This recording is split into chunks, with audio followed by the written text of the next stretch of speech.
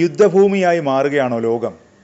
Middle ഈസ്റ്റിൽ യുദ്ധം, റഷ്യയും യുക്രൈനും തമ്മിൽ യുദ്ധം, നിരവധി രാജ്യങ്ങൾ തമ്മിൽ സംഘർഷം, ഇങ്ങനെ മുമ്പെങ്ങും ഇല്ലാത്ത വിധം ലോകം സംഘർഷം നിറഞ്ഞിരിക്കുന്നു. അതിനിടയിൽ ഒരു റിപ്പോർട്ട് വരുന്നു, റഷ്യ ജർമ്മനിയെ ആക്രമിക്കാൻ ഒരുങ്ങുന്നോ? അസംഭവ്യം എന്ന് പറയാൻ വരട്ടെ, അതിന് സാധ്യത നിലനിൽക്കുന്നുണ്ട്. അങ്ങനെ സംഭവിച്ചാൽ എന്തായിരിക്കും ഫലം? അത്തരമൊരു ആക്രമണം ഇതിനകം തീപിടിച്ച യുദ്ധത്തിന് കൂടുതൽ ഇന്ധനം ഒഴിക്കും. അത് ജർമ്മനിയെ മാത്രമല്ല, മുഴുവൻ നാറ്റോ രാജ്യങ്ങളെയും ഒരു മുഴുനീള യുദ്ധത്തിലേക്ക് വലിച്ചിഴയ്ക്കും. റഷ്യയ്ക്ക് ഇത് നന്നായി അറിയാം.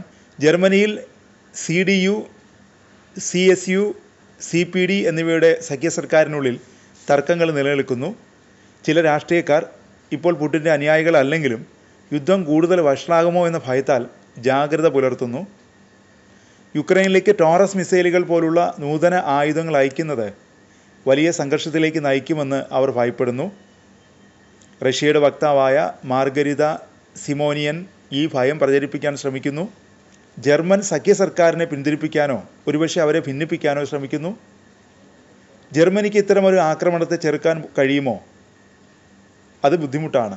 ഇസ്രായേലിൻ്റെ അയൺ ഡോം പോലുള്ള ഒരു പ്രതിരോധ വ്യവസ്ഥ ജർമ്മനിയുടെ മുഴുവൻ പ്രദേശത്തിനും നടപ്പിലാക്കാൻ ഭീമമായ ചെലവ് വേണ്ടിവരും. അമേരിക്കയിൽ പോലും ഡൊണാൾഡ് ട്രംപ് ഇത് മനസ്സിലാക്കിയിട്ടുണ്ടാവും. ജർമ്മനിക്ക് പാട്രിയറ്റ് സംവിധാനങ്ങളും മിസൈൽ പ്രതിരോധ സംവിധാനങ്ങളും ഉണ്ട്. പക്ഷേ എത്ര എണ്ണം എത്രത്തോളം തയ്യാറാണ് എന്നതാണ് ചോദ്യം. മുന്നറിയിപ്പ് സംവിധാനങ്ങളുടെ ശക്തി നിർണായകമാണ്. പിന്നെ സുവാൽക്കി ഗ്യാപ്പ് എന്നൊരു പ്രശ്നമുണ്ട്. പോളണ്ടിലെ ഒരു ഇടുങ്ങിയ ഭൂമി.